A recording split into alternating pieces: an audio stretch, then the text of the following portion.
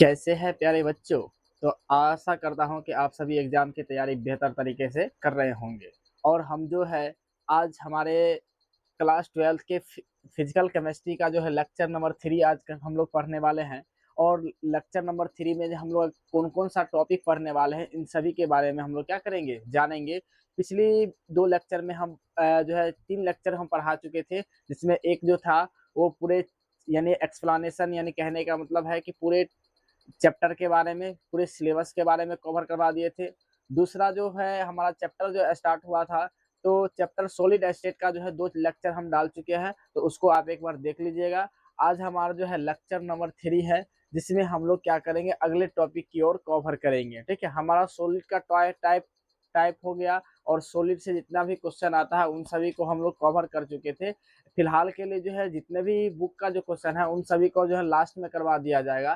तो आप जो है इस वीडियो के अंत तक बने रहिए और साथ ही जो है चैनल पर नया है तो सब्सक्राइब कर दीजिए। और आज जो है हम लोग मुख्य रूप से जो पढ़ने वाले हैं, तो आप देख रहे होंगे कि पहला जो है हम लोग पढ़ने वाले हैं कि यानी त्रिविम जालक या क्रिस्टल जालक। ठीक है, जिसको हम लोग इंग्लिश में बोलते हैं स्पेस लैटिस और क्रिस्टल लैटिस।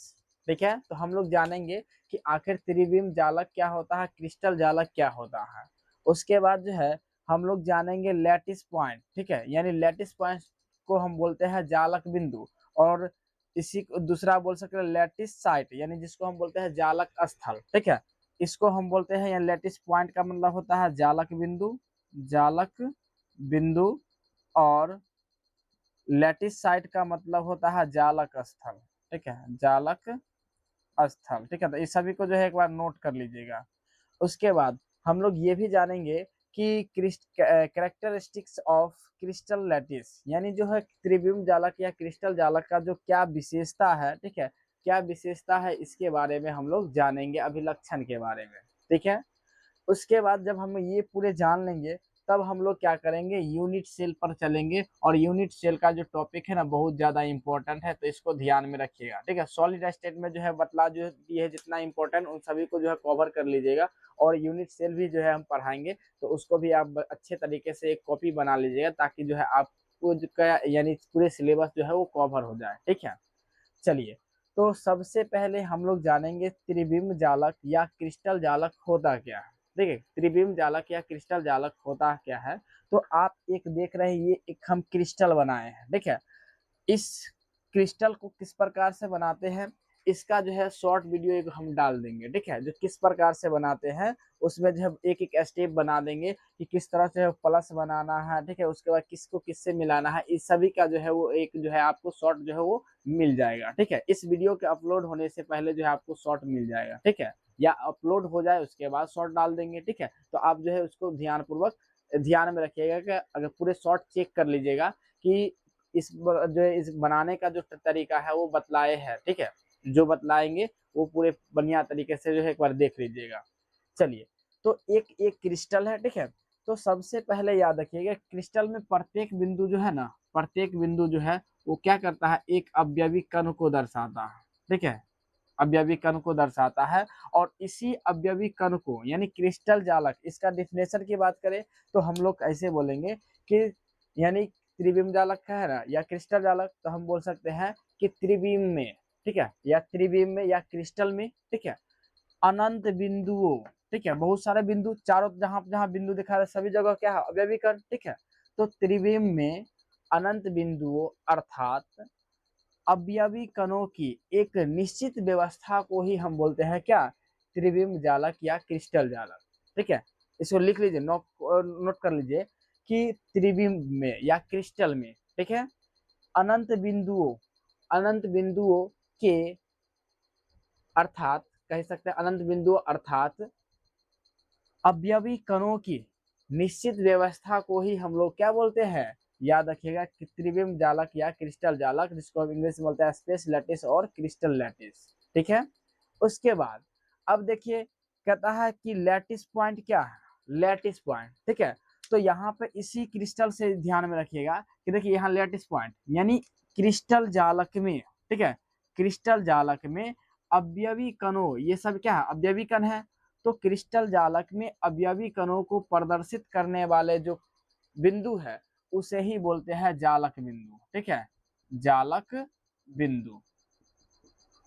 तो कहने का मतलब है कि क्रिस्टल जालक में बहुत सारे सभी जगह क्या होगा, अवयवी कण। ठीक है, अवयवी कण यहाँ पे सभी जगह डाल सकते हैं। ठीक है, तो अवयवी कणों को दर्शाने वाला जो अवयवी कणों की यानी अवयवी कणों को जो दर्शाने वाला, ठीक है, यानी जो बिंदु होता है उसे ही हम बोलते हैं जालक बिंदु। ठीक है, अब जालक लैटिस की यानी लैटिस साइट की बात करें तो याद रखिएगा लैटिस साइट क्या होता है कि यानी अवयवी कणों द्वारा, ठीक है, यानी ये जो है लैटिस पॉइंट में जो ये अवयवी कण है तो इन अवयवी कणों के द्वारा, ठीक है, घेरा गया स्थान, ठीक है, घेरा गया स्थान को ही हम लोग क्या बोलते हैं, लैटिस साइट। ठीक है, लैटिस साइट कहने का मतलब है कि जालक स्थल। त्रिविम जालक में हम के डिफिनेशन क्या पढ़े कि त्रिविम में अनंत बिंदुओं अर्थात त्रिविम में अनंत बिंदुओं अर्थात अवयवी कणों की निश्चित व्यवस्था को ही हम बोलते हैं क्या, त्रिविम जालक या क्रिस्टल जालक। उसके बाद क्रिस्टल जालक में यानी कण को दर्शाने वाला बिंदु, ठीक है, अवयवी कण को दर्शाने वाला बिंदु जालक बिंदु। ठीक है, जालक बिंदु। और अवयवी कणों के द्वारा जो स्थान क्रिस्टल में जो घेरा गया है उस स्थान को हम बोलते हैं क्या, लैटिस साइट यानी जालक स्थल। ठीक है, यहां तक आप समझ गए। चलिए, उसके बाद इसकी कैरेक्टरिस्टिक्स ऑफ क्रिस्टल लैटिस की बात करें, ठीक है, तो बस कुछ नहीं, वही हम जानेंगे कि क्रिस्टल जालक में जो अवयवी कण है, ठीक है, यानी जो बिंदु है, जालक बिंदु है, वो एक अवयवी कण को दर्शाता है। ठीक है, इन सभी कणों को एक मिला देने पर यानी क्या होता है, एक निश्चित यानी निश्चित ज्यामिति आकृति या कह सकते हैं निश्चित क्रिस्टल का निर्माण होता है। ठीक है, बस यही दो तीन गो इसका जो हो जाएगा क्या, मतलब कैरेक्टरिस्टिक्स। देखिए, तो यहाँ समझे कि क्रिस्टल यानी ये जो क्रिस्टल है इसमें कण को यानी अवयवी कण को दर्शाने वाले बिंदु को क्या कहते हैं, जालक बिंदु। ठीक है, इसकी अभिलक्षण की बात करें तो बोल सकते हैं कि क्रिस्टल में जो जालक बिंदु है वो अवयवी कण को दर्शाता है। ठीक है, ऐसे कुछ भी बोल सकते हैं। ठीक है, जैसे अब जालक बिंदु जो है वो क्या करता है, कण को दर्शाता है, इस तरह से बोल सकते हैं। चलिए, उसके बाद जो है हम लोग बढ़ेंगे यूनिट सेल पर। ठीक है, यूनिट सेल हम लोग इससे ही समझेंगे। ठीक है, यूनिट सेल आखिर होता क्या है, तो इसको ध्यान में रखिएगा। यूनिट सेल जो है वो कई बार एग्जाम में क्वेश्चन पूछ दिया जाता है, तो यूनिट सेल अगर आपसे पूछे तो इतना ध्यान में रखिएगा कि ये क्रिस्टल है। ठीक है, तो हम बोलेंगे क्या, क्रिस्टल जालक का सबसे छोटा भाग। ठीक है, क्रिस्टल जालक का क्या होता है, सबसे छोटा भाग। इकाई, इकाई मतलब सबसे छोटा इकाई। जैसे हमारे जीव हमारे शरीर की सबसे संरचनात्मक एवं क्रियात्मक इकाई क्या है, कोशिका, सेल। ठीक है, जैसे आप बायोलॉजी में क्लास 9th-10th में भी पढ़े होंगे। तो कहने का मतलब है उसी प्रकार से अगर घर का मान ले, ठीक है, एक घर का मान ले तो घर का इकाई क्या कहलाता है, ईटा। उसी प्रकार से ये क्रिस्टल है तो क्रिस्टल का भी तो इकाई होगा। ठीक है, तो यहाँ पे कहा गया है कि क्रिस्टल जालक का सबसे छोटा भाग, ठीक है, जिससे विभिन्न दिशाओं में पुनरावृत्ति करने पर क्या होता है, एक संपूर्ण क्रिस्टल का निर्माण होता है। क्रिस्टल जालक का सबसे छोटा भाग जिसे विभिन्न दिशाओं में पुनरावृत्ति करने पर एक संपूर्ण क्रिस्टल का निर्माण होता है उसे ही बोलते हैं क्या, यूनिट सेल यानी इकाई सेल। अब समझिए कि ये जो हम एक क्रिस्टल बनाए, ठीक है, क्रिस्टल बनाए तो इसमें याद रखिए कितना क्यू की बात करें, ठीक है, यानी यहाँ पे घन की बात करें तो यहाँ पे याद रखिए 8 गो घन है। देखिए यहाँ पे एक ये घन हुआ, ये एक, ये हो गया क्या, 2, और ये हो जाएगा क्या, 3, और ये हो जाएगा 4। उसी प्रकार से 4 गो नीचे। ठीक है, जैसे एक ये हो गया, एक, उसके बाद ये क्या हो गया, 2, उसके बाद ये हो गया क्या, 3, और ये हो गया क्या, 4। ठीक है, तो यहाँ पे देखिए 4 नीचे 4 ऊपर यानी 8 क्यू से बना है। अब समझिए कि क्यू का जो चारों ओर की व्यवस्था तो क्या होता है, समान। तो अगर हम कहिए कि अगर एक क्यू ले आए इसको खाली घुमा के हम क्या कर फिर यहाँ पर धर दिए, चारों तरफ व्यवस्था तो एक समान रहता है, तो इसमें कोई परिवर्तन होगा, तो नहीं परिवर्तन होगा, क्योंकि चारों तरफ की व्यवस्था जो घन का होता है चारों तरफ क्या था, बराबर होता है। तो उसको पलट के रख दे, जैसे अगर सपोज करिए कि घुमाने वाला होता है उसको क्या बोलते हैं, कुछ बोलते हैं, ठीक है, ध्यान में नहीं है।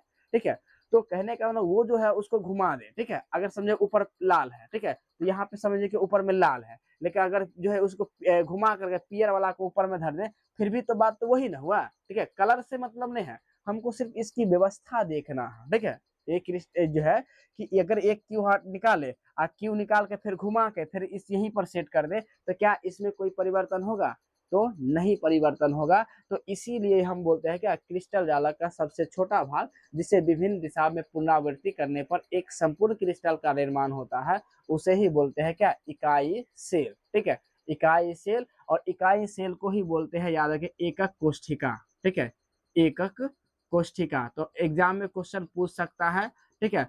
आप इतना ध्यान में रखिएगा कि आपको जब इंग्लिश, ठीक है, अगर आपको हिंदी ना समझ में आए तो इंग्लिश पढ़ लीजिएगा, इंग्लिश ना समझ में आए तो हिंदी पढ़ लीजिएगा, क्योंकि आप जो है, बिहार बोर्ड में क्या किया जाता है, कर दिया जाता है कि आपको इंग्लिश शब्द जो रहता है उसको ही हिंदी रूप में लिख देता है और कहता है इसका डेफिनेशन बतलाइए।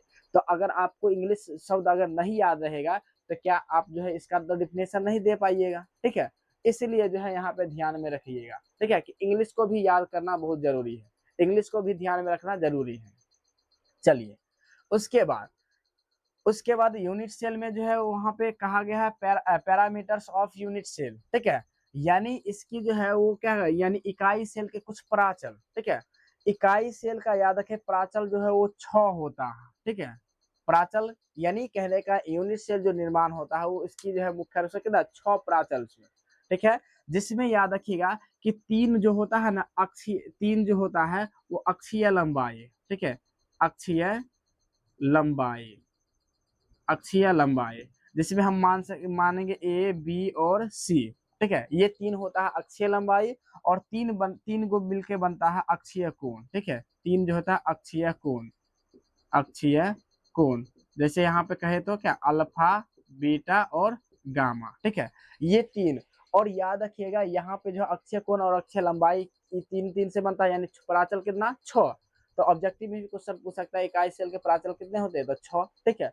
उसके बाद जो है अक्षीय लंबाई कौन कौन होता है, ए बी सी, ठीक है, और अक्षीय कोण तो अल्फा बीटा गामा। तो इतना ध्यान रखिएगा कि फिर यहाँ से ये क्वेश्चन पूछता है कि इकाई सेल के प्राचल में जो है अल्फा जो होता है वो कौन कौन से जो है वो क्या होता है, अक्षीय लंबाई के बीच होता है, ठीक है। यानी कौन जो है एंगल जो होता है वो कौन कौन, ठीक है। तो यहाँ पे रखे बी और सी के बीच जो कोण रहता है वो अल्फा रहता है, और ए सी के बीच जो रहता है क्या, बीटा, ठीक है। और जो ए और बी के बीच जो कोण रहता है वो याद रखिए गामा, ठीक है। बस यहाँ इसको ध्यान में रखिएगा, बस यहाँ का जो टॉपिक जो है वो क्या होता है, खत्म। उसके बाद हम लोग क्या करेंगे, आगे बढ़ेंगे। यहाँ तक समझ गए? तो यहाँ तक कोई समझ में आ गया? अगर नहीं समझ में आया तो आप एक बार जो है कमेंट कर दीजिएगा, ताकि जो है हमको पता चले कि आपको कहाँ दिक्कत है। तो हम अगले वीडियो में जो है मुख्य रूप से क्या करेंगे कि आपको जो है इसी जो आपको कंफ्यूजन है उसको कवर कर देंगे, और साथ ही जो है आगे का टॉपिक जो है वो पूरे तरीके से कवर कर देंगे, ठीक है। तो यहाँ पे आप देख लीजिए, अगर कोई ऐसा कुछ चीज जो आपको जो नहीं समझ में आया तो इसको, ठीक है। चलिए, तो यहाँ तक आप समझ लिए। तो अब हम लोग क्या पढ़ेंगे, घन के बारे में, ठीक है। घन के बारे में देखिए, घन में घन से क्वेश्चन पूछ देता है, एक आध नंबर का क्वेश्चन पूछ दिया जाता है कि घन में जो है वो कोना की संख्या कितना, किनारे की संख्या कितना, फलक फलक की संख्या कितना, वो पूछता है फलक विकर्ण कितना होता है, पिंड विकर्ण कितना होता है, ठीक है। तो ये सभी को से जो है वो ध्यान में रखिएगा, ठीक है, कि कितना कितना होता है ये सब के बारे में। तो चलिए, तो सबसे पहले यहाँ पे हम लोग जानेंगे कि घन में जो है वो घन में कोना, ठीक है, यानी कोनों की संख्या, कोनों की संख्या। अब देखिए कोण, यहाँ एग्जाम्पल अगर कहे, ठीक है, अगर कोनों की बात करें, जैसे ये ले लेते हैं, सपोज करिए कि ये जैसे घनाभ टाइप से है, ठीक है, लेकिन यहाँ पे आप सपोज करिए कि ये एक घन है, ठीक है, ये एक घन है। अब इसमें कहा गया है कि कोना की संख्या कितना, ठीक है, कोना की संख्या कितना। तो आप काउंटिंग करिए, देखिए एक इधर हुआ, 2, 3, 4, 5, 6, 7 और इधर 8, ठीक है। तो कोना की संख्या कितना हो गया, 8, ठीक है। उसके बाद दूसरा, फलक की संख्या, ठीक है, फलक की संख्या। तो याद रखिएगा फलक की संख्या कितना होता है, देखिए फलक की संख्या, फलक मतलब होता है सतह, ठीक है। तो जैसे अगर एक क्यू है तो सपोज करिए क्या, एक ये सतह हुआ एक, ठीक है, एक ये हुआ, दो हुआ, ठीक है, दो हुआ, उसके बाद तीन हुआ, उसके बाद चार हुआ, और एक एक पांच हुआ सामने वाला, और एक पीछे वाला छह, ठीक है।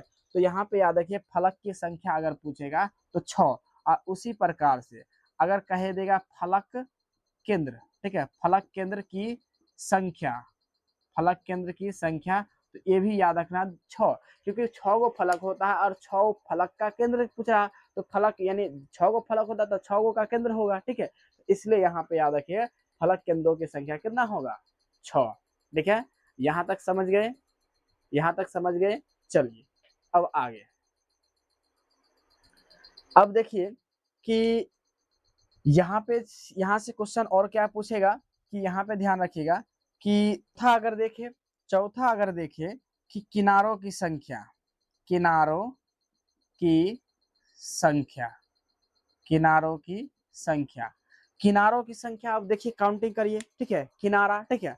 तो यहाँ पे देखिए कि सबसे पहले जो है आप देख रहे हैं कि एक हुआ, ठीक है, दो हुआ, तीन हुआ, चार हुआ, ठीक है, एक दो तीन चार, ठीक है। उसी पर अब देखिए फिर इधर देख लीजिए, चार इधर हो जाएगा कितना, आठ। अब देखिए ये हुआ क्या, नौ, उसके बाद नीचे क्या हुआ, दस, उसके बाद क्या होगा इधर 11, और ये क्या हो गया 12, ठीक है। तो किनारों की संख्या कितना, तो याद रखिएगा 12, ठीक है, किनारों की संख्या 12। अब देखिए यहां से और क्वेश्चन आता है, और क्या पूछता है कि अगर आपसे पूछेगा फलक विकर्ण, फलक विकर्ण की संख्या, विकर्ण की संख्या, तो यहाँ पे याद रखिएगा कि फलक विकर्ण की संख्या, जैसे अगर देखिए कि अगर फलक इसमें 6, जैसे यहाँ पे सपोज ये ऊपर का एक फलक है, अगर फलक का विकर्ण खींचे तो कितना खींच सकते हैं, दो, दो खींच सकते हैं। तो अगर 6 गो फलक है तो कितना विकर्ण हो जाएगा, तो 12, ठीक है। तो इसका ध्यान रखिएगा, फलक विकर्णों की संख्या कितना, 12। उसके बाद अगर पिंड विकर्ण, ठीक है, पिंड विकर्ण, पिंड विकर्ण की संख्या अगर पूछे तो याद रखिएगा कितना होता है कि यहाँ पे जो है फलक विकर्ण बतला दे 12, ठीक है।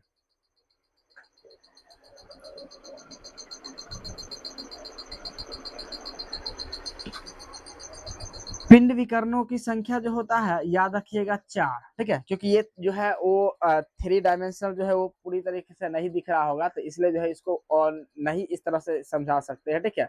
इसको जो है पूरे बढ़िया से जो है इस, जब हम क्या करेंगे पिंड विकर्ण की संख्या जो पिंड विकर्ण का जो है मान निकालेंगे तो वहां पे आपको पूरी तरीके से समझा देंगे, ठीक है। चलिए तो पहले यहाँ पे ये ध्यान रखना है कि पिंड विकर्णों की संख्या कितना, तो याद रखिए 4, और ठीक है, सॉरी पिंड विकर्ण, ठीक है।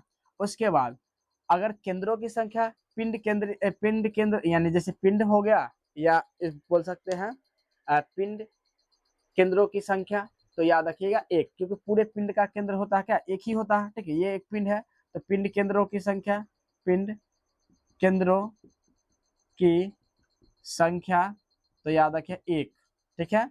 उसके बाद यहाँ पे याद रखिए फलक विकर्ण, फलक विकर्ण,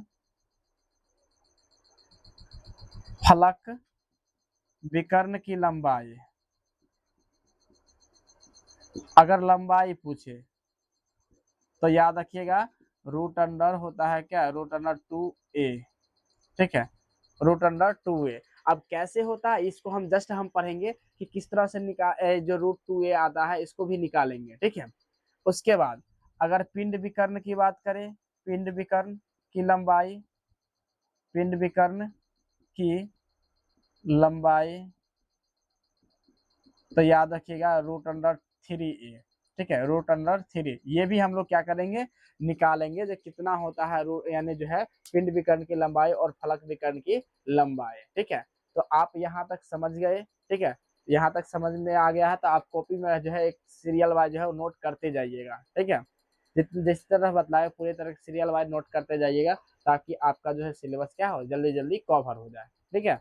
और साथ ही जो है आप अच्छे से समझना भी है और इसको बढ़िया से कवर भी करना, ठीक है, और तैयारी भी बढ़िया से करना है, ताकि जो है आप जो है, क्योंकि लास्ट में समय कम मिलता है और केमिस्ट्री का जो है या 12th के कोई भी सिलेबस ले लीजिए, वो सभी क्या बहुत ज़्यादा हार्ड होता है। हार्ड कहने का मतलब बहुत ज़्यादा सिलेबस होता है, इसलिए जल्द लास्ट में कवर नहीं हो पाता है। तो इसलिए जो आपके पास समय है तो अभी से ही इन सभी का जो है वो पूरे कवर करते रहिएगा, ठीक है।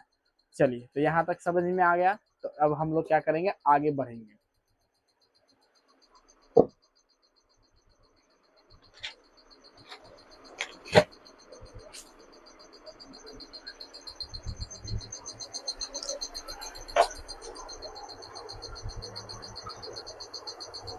तो चलिए, अब हम लोग जो है आप हेडिंग बनाइए कि अब हम लोग पढ़ने वाले हैं कि जो है वो फलक विकर्ण की लंबाई कितना होगा, ठीक है। तो हेडिंग बनाइए फलक विकर्ण, फलक विकर्ण, ठीक है।